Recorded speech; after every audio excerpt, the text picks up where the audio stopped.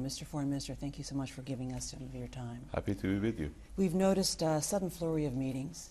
Is this a sign that things are getting bogged down or moving forward?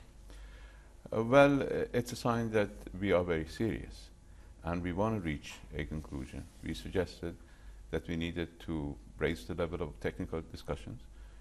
So we had our head of an atomic energy organization, and the United States brought the Secretary of Energy, both very well-known nuclear physicists, in order to reach some sort of a technical understanding. And that proved to be a very important, useful step, and we have been able to move forward with a good number of issues dealing with the technicalities, because we've said all along that our nuclear program is exclusively peaceful, and when we have experts sitting together, they can ascertain that rather easily, and I'm very happy that that has gone well. Of course, that doesn't mean that we have resolved all the issues. We have a number of issues, both technical as well as political, that still need to be resolved. But we've made good progress, but a long way to go. Where's the area of the major stumbling block? Well, as we have been saying for the past, I think, year and a half, nothing is agreed until everything is agreed. This is a puzzle, and all pieces of this puzzle should come together in order for us to have a picture of what lies ahead. But I think the major stumbling block is a political decision that needs to be made, and that is that we have to choose between either pressure or an agreement.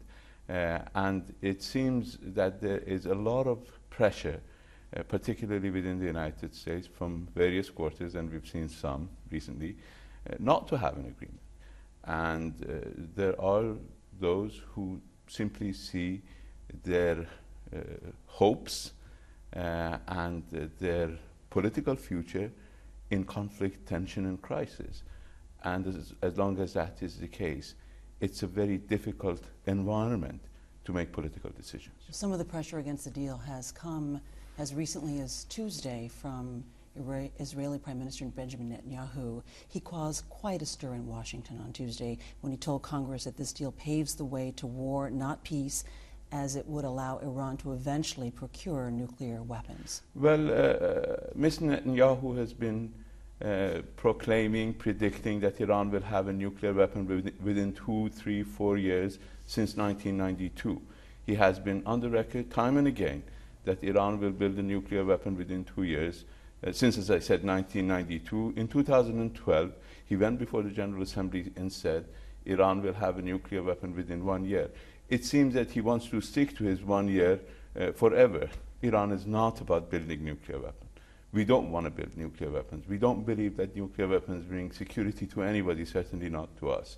So it's important for everybody to come to the realization that this is about nuclear technology.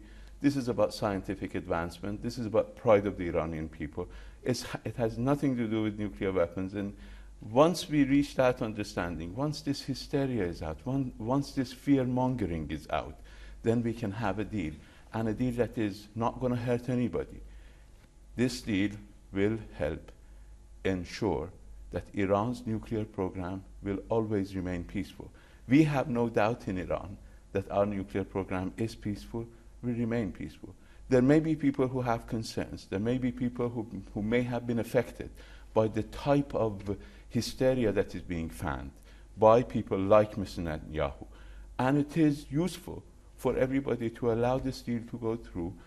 As you know, Iran has been under more inspections over the last 10, 15 years than any other country on the face of the earth, probably with the only exception of Japan. And we have less than 1/10 of Japan's nuclear facilities. But we have gone almost through as many inspections.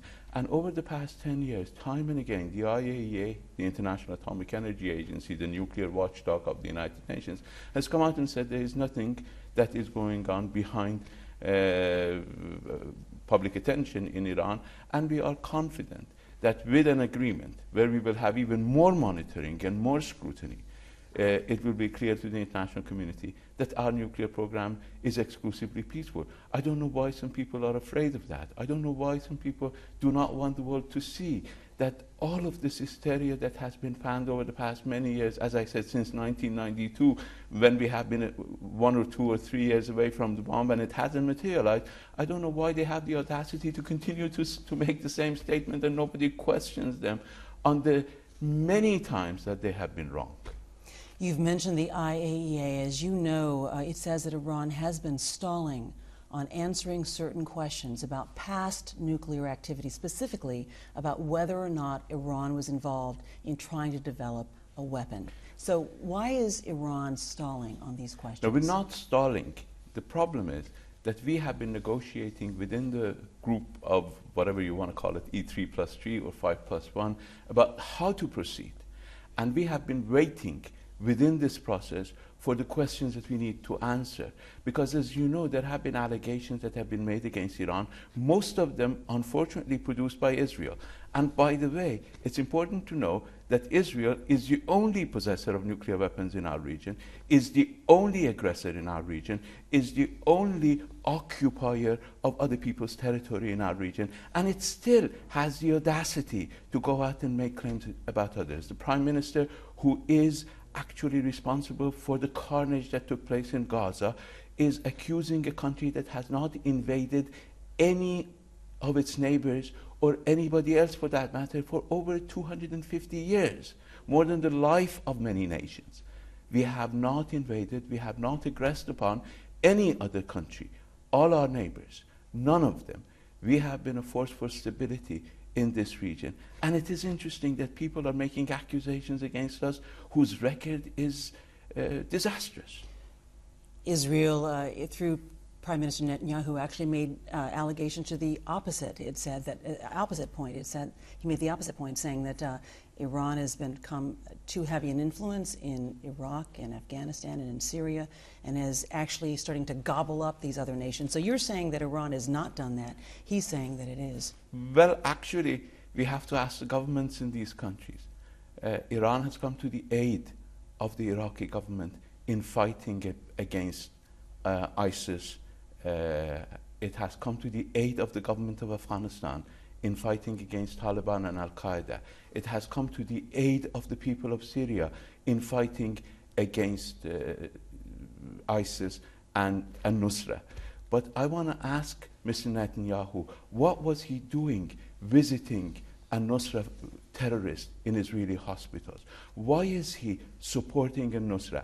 I'm not running a popularity contest in the United States, but he seems to be doing that. And at the same time, he's a bedfellow to the most dangerous terrorists who are fighting against all of us in the world. Who, for example? Jabhat al-Nusra in the Golan, where he has been openly supporting in allowing terrorists to come take refuge in Israel, be treated in Israel, in supporting, including in the recent operation in the Golan with Jabhat al-Nusra. It is strange that somebody has the audacity to charge Iran, which is the only country which has supported steadily the governments in the region against the terror network that has unfortunately been created in our region, has helped Iraq. We came to the assistance of the Iraqi government.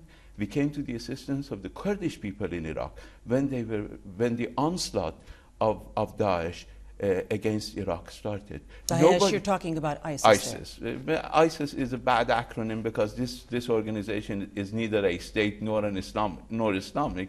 So we use Daesh as an easier acronym. But it is important for everybody to recognize the facts on the ground. Fear-mongering does not help. It is important to look at the realities. Our region is facing a very serious threat of extremism, of violence, and Iran has been. From the very beginning, we didn't change sides. We were from the very beginning on the side of those who were fighting these terrorist and extremist organizations.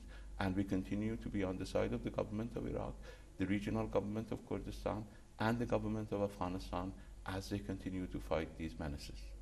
Let's address one of the fears that arose before Congress on Tuesday. Netanyahu strongly suggested that Iran has genocidal ambitions against the Jewish people, saying Iran's regime is not merely a Jewish problem any more than the Nazis were a Jewish problem. What is your response Well, to that? it is unfortunate that this Netanyahu not only distorts realities of today, he even distorts his own scripture.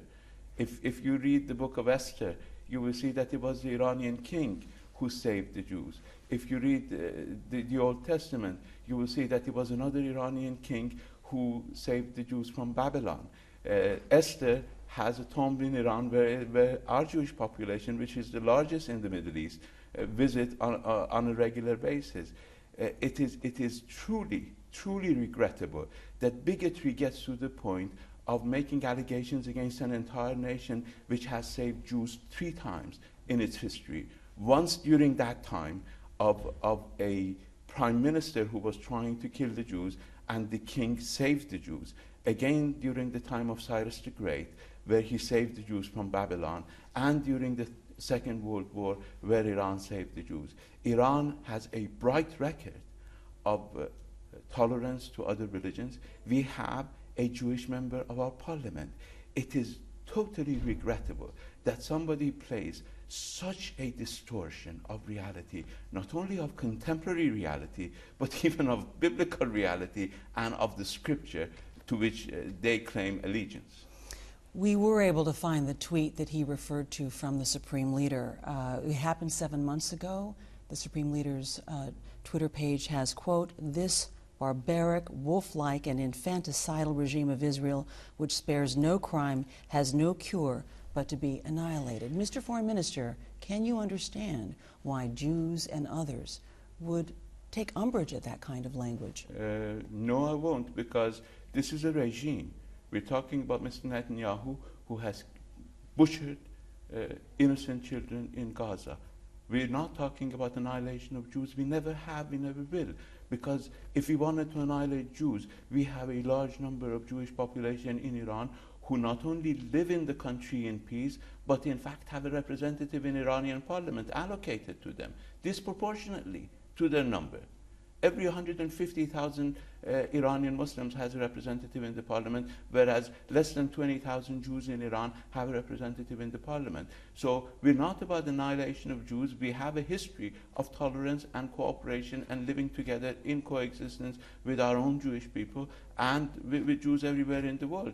If people want to espouse fear-mongering, to fan such hysteria in the world, that's to their detriment. We have said, and we will continue to say, that the regime is a threat to regional peace. This is the only regime with nuclear weapons. This is the only regime that has aggressed upon all of its neighbors, has gobbled territory of its neighbors, is occupying people's territory, is violating human rights on a daily basis.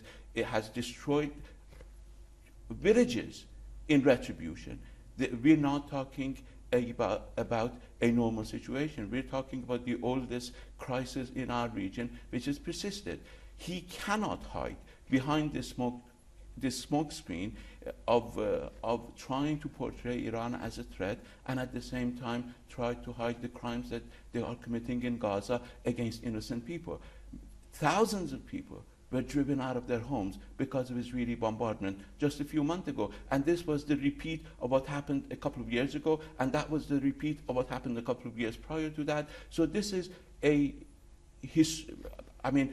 almost become, unfortunately, a practice that has been going on in our region for a long time, and that is one of the most important breeding grounds for terrorism and extremism in the region. The sense of deprivation and degradation that the Palestinians feel in our region has been the cause of a great deal of anger in the Islamic world and beyond, even in Europe. So how does Iran want to annihilate the regime of Israel? We don't want to annihilate. We Well, don't the want to Supreme annihilate Leader anybody. tweeted that we have, it should what be it annihilated. says, it should be annihilated. That this regime is a threat. A regime that engages in the killing of innocent children. A regime that engages in acts of aggression. Iran has not invaded any other country. We have not threatened to use force. Just exactly the opposite of Israel. Israel threatens to use force against Iran almost on a daily basis. And it has a record. Of course, if they did use force against Iran, we would defend ourselves, as we have done with great sacrifice in the past. But we are not invading, we are not threatening anybody. We have not threatened anybody for 250 years. We have a record to prove what we say. He doesn't. He has a record full of infanticide, full of killing of innocent people, full of aggression against his neighbors, full of occupation. That does not give him the authority to talk about others in the way he does. He has talked about you specifically. As you may have heard, I want to give you a chance to respond to this. He said about you that the Prime Minister said that he wished that someone would ask you why you laid a wreath at the grave of Imad Mughniyeh. He said, who has spilled more blood, more American blood than other terrorists besides Osama bin Laden, than any other terrorist beside Osama bin Laden. Mughniyeh was a Hezbollah commander. He is accused in the bombings of the U.S. barracks and also U.S. embassy bombings. Well, first of all, we have our policy differences with the United States, and it's obvious. Secondly, I'm not running for a popularity contest in the United States. We're trying to resolve a problem. But what compelled you to lay a wreath at his grave? He is running for a popularity contest in the United States, interfering in the internal affairs of the United States, and he is the one visiting al-Nusra terrorists in Israeli hospitals. It's for him to respond to those allegations. I have no problem saying that I have differences in policy with the United States, and we have difficulties in many areas. We have been proven time and again that we have supported people who stand for justice, who stand against oppression. We do not support blind terrorism. We never supported groups or tendencies that commit beheading in Syria and in Iraq. Prime Minister Netanyahu cannot make this unequivocal statement, which I can. Interesting that the two of you accuse each other of essentially a very similar thing. Well, what I'm saying happened on Israeli television. But in your particular case, when you say that, because I'd like to find out a little bit more about your answer to this question. Maybe we don't know enough, but maybe you can explain why Mughniyeh was someone you wanted to lay the wreath for, given that he is accused of many American deaths. No, you see, the problem is we're talking about a resistance to Israeli occupation, which was pushed out of Lebanon by a resistance movement. We're not talking about a group that came from all over the world to Syria or to Iraq to wreak havoc. We're talking about people defending their country, defending their territory against occupation. If you can go back, episodes that Mr. Netanyahu doesn't want the world to remember, Sabra and Shatila in Lebanon, bombardments of Lebanese cities, occupation of southern Lebanon, atrocities that were committed in Lebanon amounting to war crimes.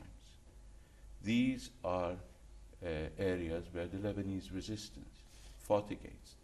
They fought in their own territory for the independence of their country, for liberation of their territory from Israeli occupation. They are considered heroes in the entire Middle East. And that is where the problem lies.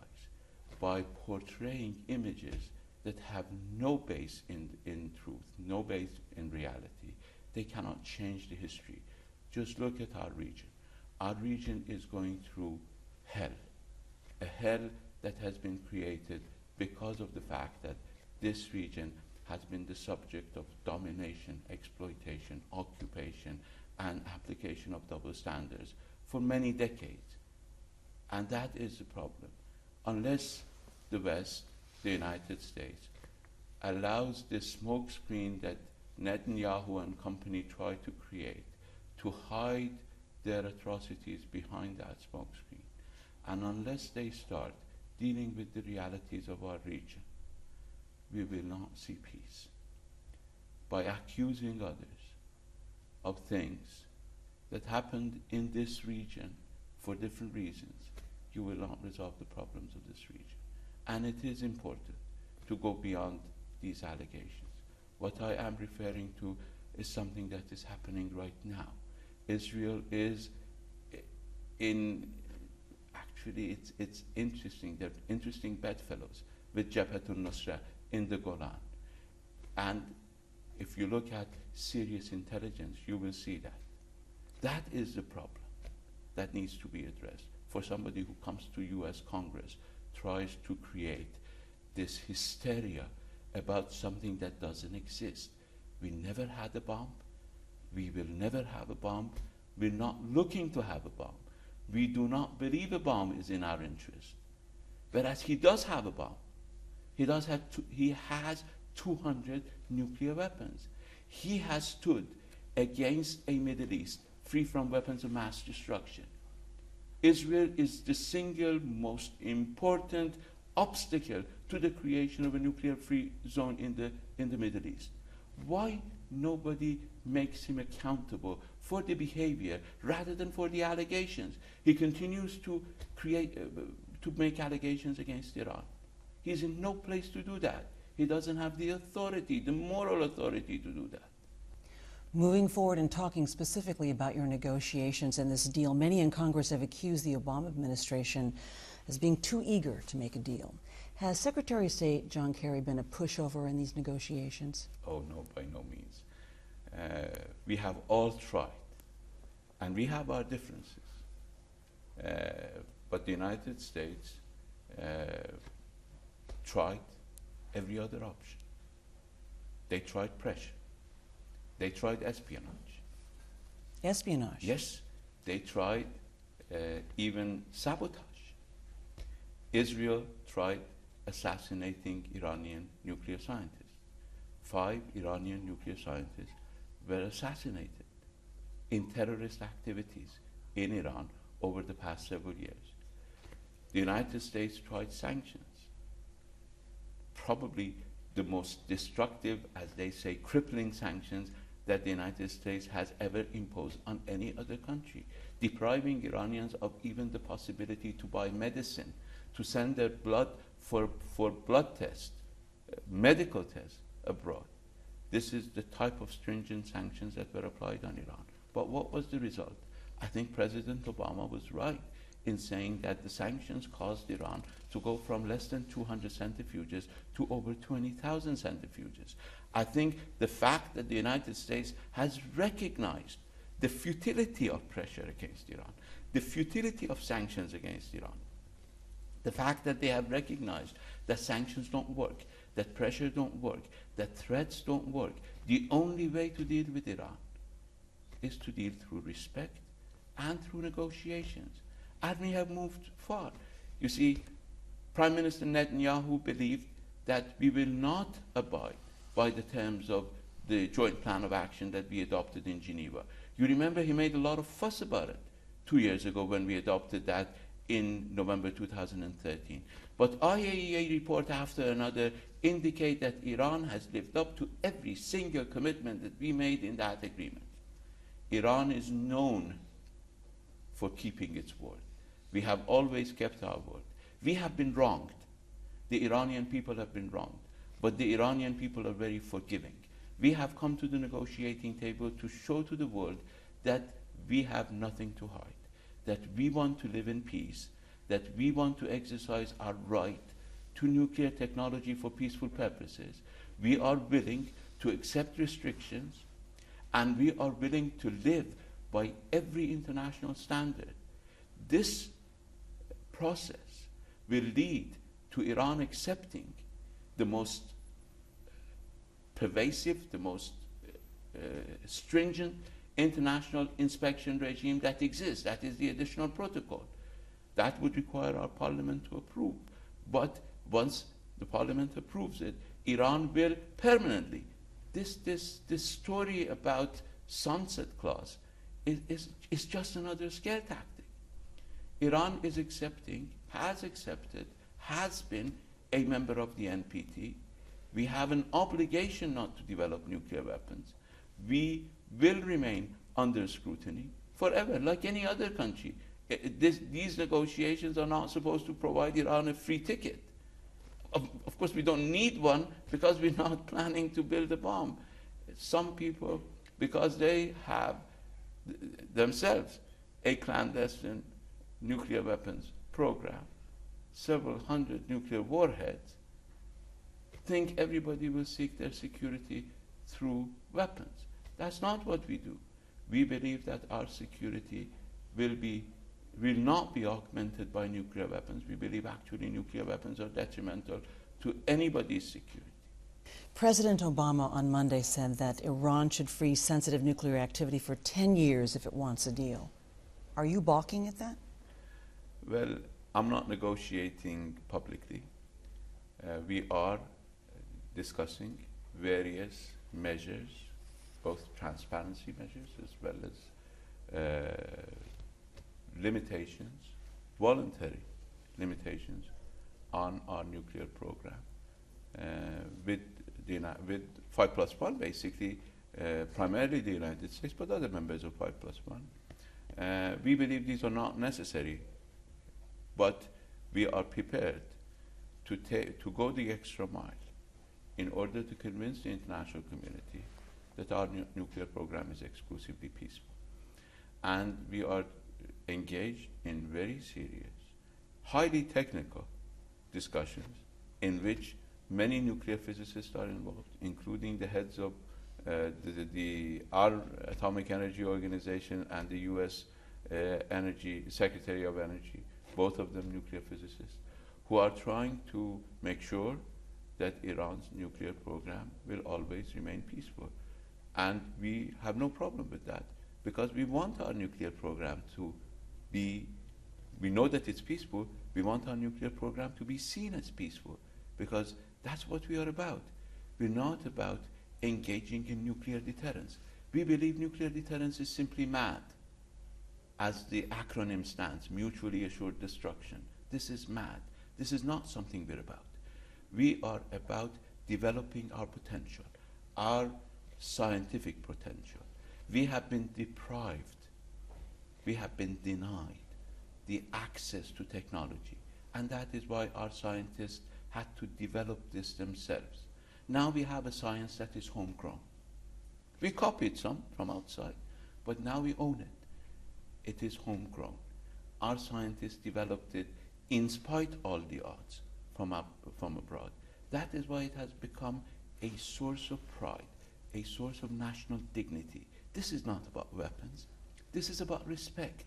This is about dignity. This is about allowing the Iranian people to benefit from the fruits of their own labor, which they paid with blood. As I said, a number of our nuclear scientists were murdered by Israeli agents, unfortunately, and nobody condemned it. These are facts that have been proven time and again. This will not work. You need to have a negotiated agreement in which all the assurances that the international community, and by international community I mean a few countries that have concerns, because the rest of the international community seems to be fine with our nuclear program. Other countries want to have similar programs because this is at the edge of technology. This is modern, advanced technology that will be the future of our future generations, producing clean energy, producing energy that does not destroy the environment, produce greenhouse gases. These are important areas of development, and our country wants to be involved in that, and we have the scientific base for it. So the best way, if anybody is concerned about proliferation, the best way to make sure that this science, this know-how that we own, is not imported so that somebody can take it away from us. It's ours. The best way to make sure that this is purely peaceful is to allow it to be exercised transparently. Now we have accepted, if we have an agreement, because we have accepted nothing until we reach an agreement. And I don't know why people do not want to have an agreement, because if we don't have an agreement, then we don't accept anything. Then we go back to the posturing of more pressure on Iran and more centrifuges. We're not going to develop nuclear weapons, but if they put more pressure on us, they won't get more transparency. They will simply get more centrifuges. Now, if they want to get more transparency, if they want to get less centrifuges, if they want to have a program, a phased program, so that we contain, we limit our own scientific capability that we have right now. We can produce tens of thousands of centrifuges. But we are willing to accept limitations on that in order to reach an international agreement. We are willing to accept extra transparency measures in order to ease the concerns that we believe are misplaced. We believe these are the concerns that have been fanned by the hysteria that has been fanned by people like Netanyahu and company. But nevertheless, we are prepared to take action, to take measures in order to ease those concerns and to allay those fears. And that we consider to be in our interest and in the interest of everybody else. But you know what? Prime Minister Netanyahu believes that after that, his lies will be exposed once again to the entire international community, as it has been time and again. In 1992, he said Iran was 3 years away from the bomb, or 4 years away from the bomb. In 1996, he repeated that. Congress can go back to its own annals and review what he said in the US Congress. He said in 2012, before the entire world, before the General Assembly of the United Nations, with that cartoon of a bomb, that Iran was a year away from making a bomb. Now we are in 2015, 3 years, and he's still repeating the same lie. Now we have an opportunity to once and for all put an end to that through this agreement. But if anybody is worried about tranquility, if somebody considers peace to be an existential threat, then that's their problem, not mine. Well, one of the questions raised is when you put a clock on it, like 10 years, the question then becomes, what happens after that? Why not let this deal, a deal that freezes Iran's sensitive nuclear activity, essentially last forever? Why, if you're not interested in building a nuclear bomb, why not have that go forever? Because this is, we're not, I mean, we are prepared to freeze anything about nuclear bomb forever because we're not doing anything about the nuclear bomb. What we are talking about is enrichment technology, which is about producing fuel for our own reactors. This is not about a bomb. We are willing to accept limits for a certain amount of time, and then we will be bound by all the rules and regulations that the rest of the international community is bound by, that Israel is not bound by. Israel has not accepted the NPT. Why don't they accept the NPT? If they are, I mean, it's interesting that the most outspoken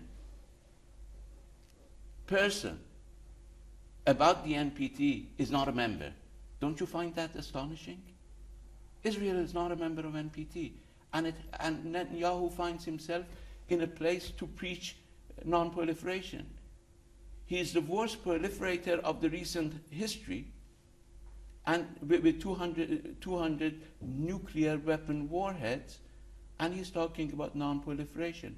What we're talking about Iran is a certain amount of time, which we don't believe to be necessary. This is a show of good faith by Iran, not an obligation. We are willing to accept the obligations, not obligations that Israel has not accepted, but obligations that other countries are under, and then some. The NPT, the safeguards, the additional protocol, all other international instruments that prohibit development of nuclear weapons. Because we don't want to develop nuclear weapons. So those that prohibit development of nuclear weapons have no sunset clause. No sunset clause. Iran will not be free from the obligation not to develop nuclear weapons in 10 years, in 20 years, in 50 years. These are permanent undertakings that Iran undertook when it signed and ratified the NPT, when it will ratify, if we have this agreement, the additional protocol and other international instruments. So people are simply engaged in what amounts to demagoguery. We are not about to be free to develop nuclear weapons anytime in the future. We don't want to, and we have an obligation not to. Why should Americans trust Iran on this? Well, we're not asking anybody to trust us. There is an international system. You are if you're trying to have an agreement. You are asking for some no, trust. No, we're not asking for trust. We know that there is huge level of mutual mistrust between Iran and the United States. Unfortunately, between the United States and many countries, but certainly the Iranian people have witnessed the United States not paying attention to the fact that they were invaded by a neighbor, not paying attention to the fact that chemical weapons were used against them, actually impeding Security Council action against the use of chemical weapons by Saddam Hussein. That may be ancient history for some, but it is very fresh in the minds of the Iranian people. So we're not asking anybody to trust us, and we are not going to trust anybody for the time being. We take one step at a time. This is a verifiable agreement. It will be verified. We're not asking for trust. We're asking for verification. And we are accepting verification. And I believe anybody in their right mind should be actually encouraging, welcoming such an agreement that would have a verification mechanism to ensure that Iran will always live up by its commitments. As you know and I know, the verification process has not prevented some nations from getting a nuclear weapon. Well, those verification systems have changed. First of all, we are accepting additional mechanisms for verification, and we will allow the international community the guarantee, we will provide them with the assurance that Iran will never produce nuclear weapons. If you try to show that you are asleep, nobody can wake you up. People try to turn a blind eye to certain countries that develop nuclear weapons. Some were actually helped. Some were actually helped. Iran is not about producing nuclear weapons. We do not want to produce nuclear weapons, and we will not produce nuclear weapons, and we have the necessary international mechanisms.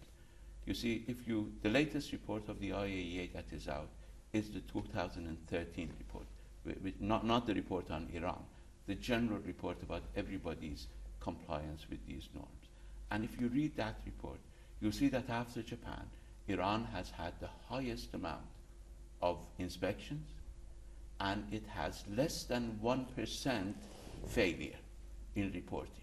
Less than 1%. Whereas countries that have no restrictions, that are under no restrictions, are accepting no limitations, have 30, 40, 50, even a few countries with 100% failure on the same report. You like it? You can check, you can fact check what I say by looking at the 2013 report of the IAEA, the latest that came out. So once and for all, to those who fear that after the deadline, the sunset clause, whether it's 10 years or shorter or longer, that Iran will then rush to build a nuclear bomb, you say what? I say that whenever these specific limitations end, Iran will be bound by international obligations like any other country, and it will be monitored. So there is no sunset clause. The NPT has no sunset clause. Do those obligations prevent you from building a bomb? Yes, I believe they would. We live in an international environment where you have international law, where you have international instruments. These instruments are there in order to make sure that proliferation doesn't take place. Now, we will be implementing them. It's simply unacceptable for people to create this hysteria that after 10 years Iran can build a bomb. Most countries, almost all countries with nuclear capabilities, are accepting the same restrictions that are applicable in those international instruments. It is high time to push Mr. Netanyahu to accept the same restrictions he is preaching for others, which we have already accepted a long time ago. The Iranian leadership has made it clear that without sanctions relief, there is no deal.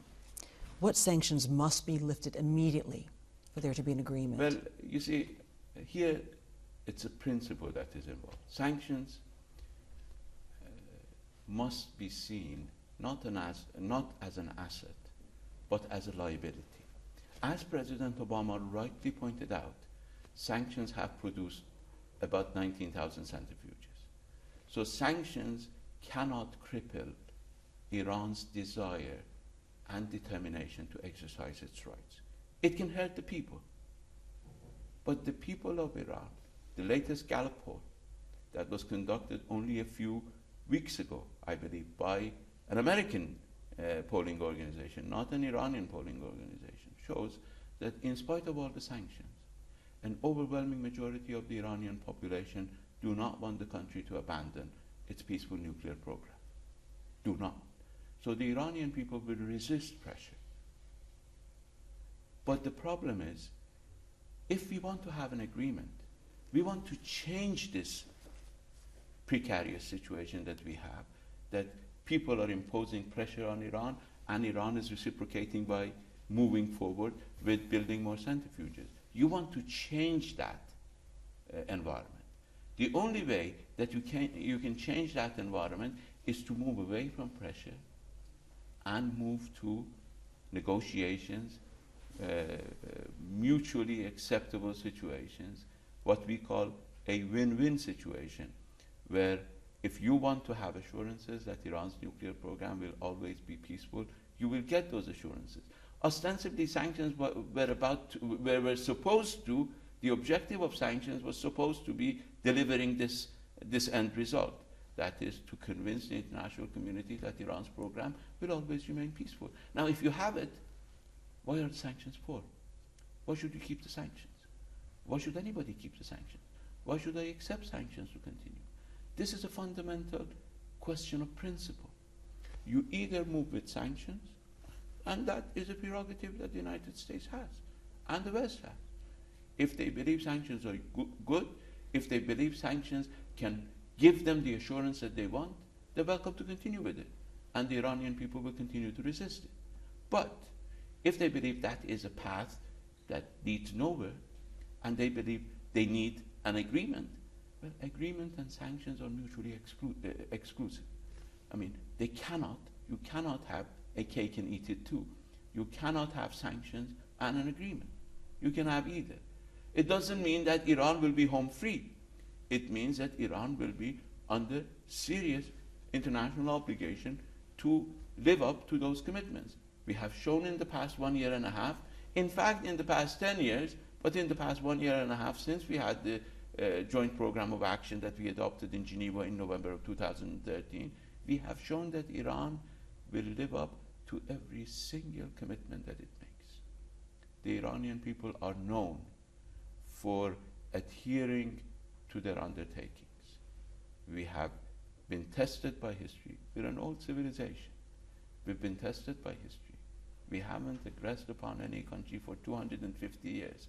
This is a history that I'm proud of. And this is a history that can provide, when all these smoke screens go away, the assurance that Iran will live up to its commitments. So to the idea that sanctions should be used to get better behavior out of Iran, specifically in its involvement with Hezbollah and other organizations, as we heard on Tuesday, you say what? Well, you see, we are negotiating about the nuclear issue. We're not negotiating about other issues. We decided 5+1 has a mandate to negotiate nuclear issue. And that's what we're negotiating. And that's what we're trying to resolve. So there are people who do not want to see this resolved. And that is why they're trying to complicate it. We do not need to resolve all the problems. We have a lot of grievances. The Iranian people have a huge set of grievances that we have. We're not putting those grievances on the table. We're not putting the grievances that we have about overthrowing our governments about supporting Saddam Hussein in the war against Iraq, Iran about keeping quiet when chemical weapons were used against us, about providing the means to use chemical weapons against us, whole range of grievances that we have. Those are not on the table. We were supposed to deal with the nuclear issue, and it would be a huge victory. Now look at this reality. Over the past 60 years, there have been very few problems that have been resolved diplomatically. This is a huge opportunity for the international community to resolve an issue diplomatically. We owe it to the people of the world to do our best in order to achieve this. We should not lose this opportunity. Of course, if people don't see the national interest served by this, those who are involved in the negotiations can walk away. And that won't be the end of history. That will be the end of the world. But we owe it to ourselves, we owe it to our people, we owe it to the international community to use the momentum that has been created in order to reach an agreement. Sanctions were there. I mean, we considered them illegal, we considered them ill-placed. But those who believed in sanctions believed they were there to reach an agreement. Now, if we have an agreement, which we don't yet, we're trying to, if we get an agreement, then why do you need sanctions? The other issues that people are raising, and we have a few of them that we can raise on our own, those issues can be resolved in the future, can be addressed in the future separately. But we're not about to do that right now. We're not going to further complicate a very complicated issue. There's a lot to be said about extremism in our region. There is a lot to be said about aggression in our region. There is a lot to be said about occupation in our region. A lot to be said. But we don't want to complicate these. And believe me, if people start saying those things, some people will not be very happy. So let's then get back to the topic specifically about the nuclear deal. Concerns have been expressed that Iran may be hiding secretly some nuclear facilities. Can you state categorically that Iran has no nuclear facilities, no facilities that it has not yet declared? I can state that categorically, but the only way for you and for the rest of the international community to find out is to allow this deal to move forward. And so there will be even additional protocol in place so that that can be inspected. Over the past 10 years, as I said, and I repeat that, Iran has been inspected more than any other country, and nothing has been found. Not only no smoking gun has been found, no indication has been found. Everything that Prime Minister Netanyahu is talking about are allegations, mostly produced by him. So we believe categorically, and I can state that categorically, that Iran doesn't have any hidden facility. But I don't want you to believe me. I want everybody to allow an agreement to be put in place so that the international community can verify on its own. And specifically, what would change if there's a deal that would allow for greater transparency? Nothing will change on our part, because we're not developing nuclear weapons. We will not develop nuclear weapons.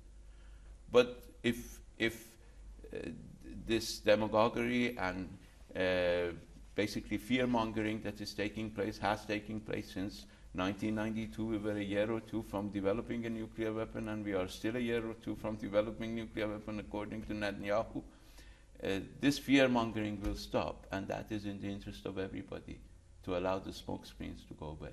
Actually, Prime Minister Netanyahu says that Israel believes it's less than a year. I think the U.S. says it's a year. What do you say?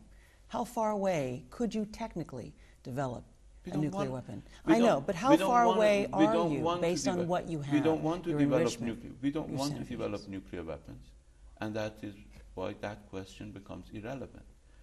We have had enough fissile material for 10 years.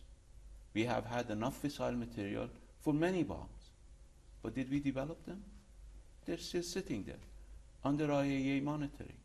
We have 8 tons of fissile material of 3.5% enriched uranium. We did not go for a bomb because we do not believe that a nuclear weapon will augment our security. This is a misperception Netanyahu believes that the 200 warheads that he has gives him security. He's wrong. Wrong. Why? Because it didn't. And it doesn't. The United States had the greatest stockpile of nuclear weapons on the face of the earth, and look what 9/11 did. We need to change our paradigms. We need to start looking at the situation in the world in a different way. This is an interconnected world. We are talking about globalization. This is a different world. You cannot have security at the expense of insecurity of others. And unless this paradigm shift occurs, then we will continue to at least be troubled by this fear that continues to exist in various parts of the world. We do not want a bomb, period. And we will never get a bomb, because we're not about to go for a bomb. If we wanted to, we would have taken steps. Everybody knows that we didn't. We had the material, but we didn't want to. We do not want to. It's just fear-mongering to talk about breakout. Whatever the time limits they put on this, it's hysteria. But we are prepared to provide the international community with verifiable assurances that Iran only has a peaceful nuclear program and not a weapons program. Let me ask you this question because it's on the news.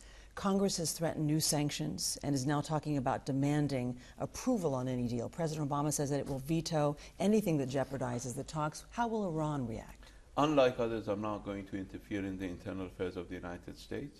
I consider as I read the American Constitution, I believe the executive has the prerogative over foreign policy, and for any foreign government, it has to deal with the executive. That's the only way you can have international affairs. So I will accept the commitment of the U.S. government, the U.S. administration, about what it's going to do, and if they have an agreement, I will hold them accountable. And the international community will hold the government of the United States accountable to its undertakings. Whatever President Obama and Secretary Kerry want to do with their domestic affairs is their business, and it's a principle of international law that a foreign government is not supposed to interfere in the affairs of another government. Unlike others, you said. Unlike others. You're talking about Prime Minister Benjamin Netanyahu.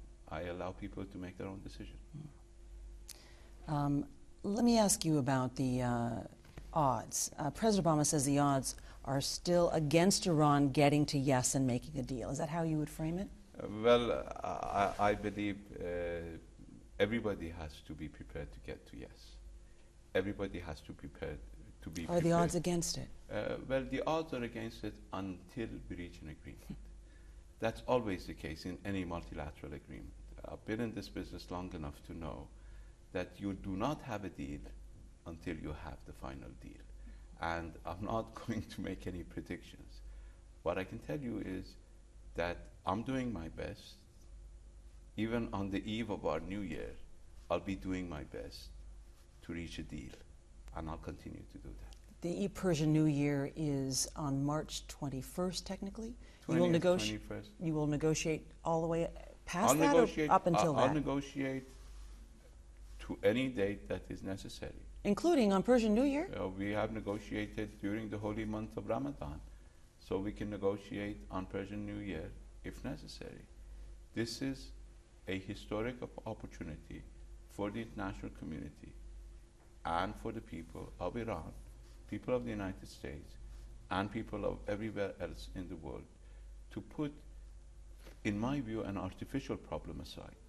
But this has been a problem that has been on the agenda of the United Nations for the past 10 years. And if we can do it by a few of us spending their New Year's Eve negotiating rather than being with their families, I think all of us are well prepared to do that. The March deadline that the President has been talking about, would you be willing to go past that if you think this is so important? How long would you be willing to talk about this? We have agreed in Vienna to reach an agreement before July. And I don't think it is useful to extend that deadline. Now we are trying, I believe we are not far from knowing how that agreement will look like. We will not have an agreement before end of March. But the political agreement, you think I mean, you could have? it's difficult to talk about a political agreement. We want to have an agreement. And there are details that need to be worked out. We are prepared to work. I mean, we are prepared to work around the clock in order to reach an agreement. We believe that we are very close, and we can be very far. But we are very close. If the political decision can be made to get to yes, as President Obama said, but that political decision needs to be made by everybody, not just by one country.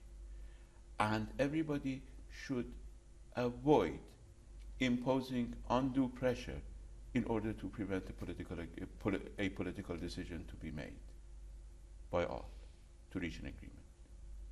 Again, I think you're pointing the finger at Israeli Prime Minister Benjamin Netanyahu. I'm pointing the finger at anybody who sees peace as an existential